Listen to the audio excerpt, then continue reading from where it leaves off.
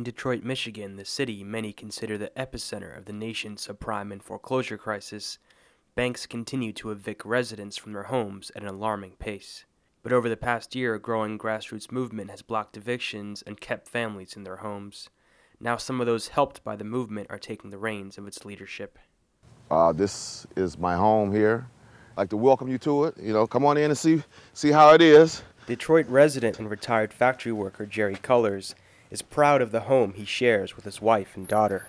We've bought this home, like I say, some 23 years ago. And we did a lot of improvements on it here. Cullors added an expansion to his home, redid the floors, and put a fresh coat of paint on the walls. But after living in and fixing up his home for more than 2 decades, Cullors arose to a jolt the morning of October 31st last year.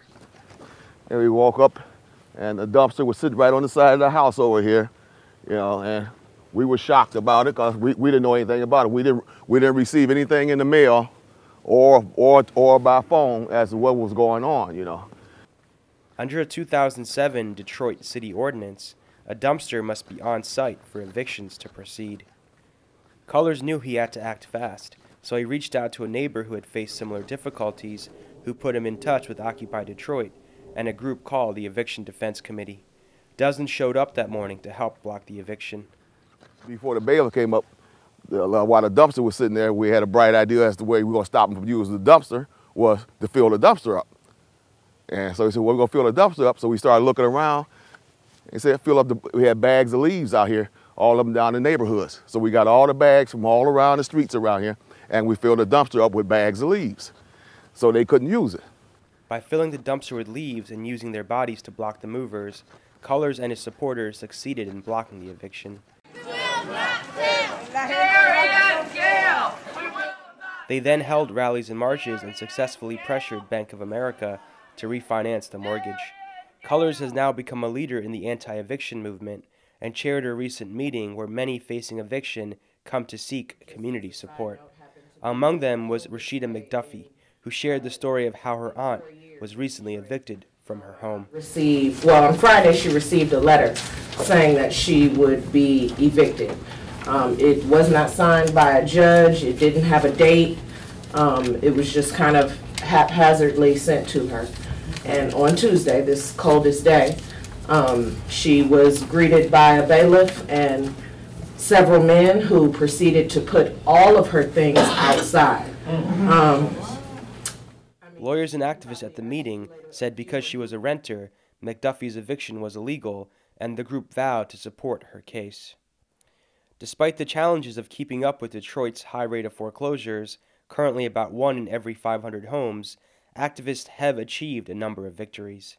They have helped family caregiver Jennifer Britt, who had worked for nearly 2 years to save her home, yet still was served with an eviction notice. Community organizer William Bryce says dozens of residents and neighbors held vigil on her property and used their vehicles to prevent the delivery of a dumpster. We had cars prepared to block the dumpster here at the corner.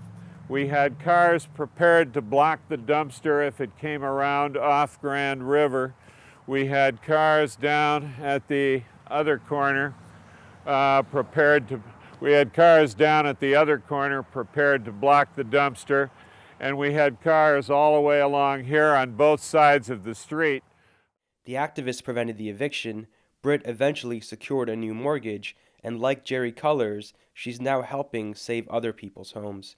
Bryce says people from labor, religious, civil rights, and peace groups have all participated in the anti-eviction movement. And it's an incredible cross-section of people who have come together in ways that I have not seen in the city before. It's that they see it every day when they come home. That's why they get together. Jim DeWhite is a member of the anti-eviction campaign and president of his community board. What can we do? We've got to, I can't do one thing alone, but with a group of us, we can do things. And we are doing things, and we are being successful. We haven't lost the house yet. Dwight says at least 20 homes have been saved from foreclosure in the past year. Housing rights advocates in Detroit aren't just stopping individual foreclosures. They are suing financial institutions for refusing to modify loans.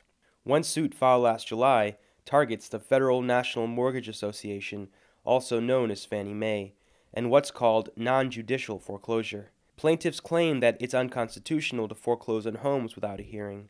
Attorney Jeffrey Goldberg with the group Moratorium Now filed the lawsuit. In court, we've been raising, because the government now controls these loans, everyone should have the right to a hearing before their home is foreclosed upon. In 25 states, including Michigan, we have what's called non-judicial foreclosure. All they have to do is post a notice of foreclosure on your door and then wait 4 weeks, and they sell your home as share sale. You never get a hearing, and when you try to go to court afterwards, they say, well, you've already lost your home. It's too late. While that case makes its way through the judicial system, residents of Detroit, including Jim DeWhite, say they'll continue their work to keep people in their homes. We have come together and really rolled up our sleeves and said we are going to go to court. We're going to go to these homes where people are potentially going to be thrown out of their homes. We are not going to let anyone take away someone's home. We're not going to do it. We're just drawing a line in the sand. And we're willing to go to jail. Activists launched a new campaign this month calling on Fannie Mae and Freddie Mac to stop all eviction and foreclosure proceedings and negotiate with homeowners on principal reduction. They say Fannie provided relief to Hurricane Sandy victims, and Michigan families are victims too, of mass unemployment and mortgage banking fraud. Reporting for The Real News and FSRN, this is Jessel Noor in Detroit.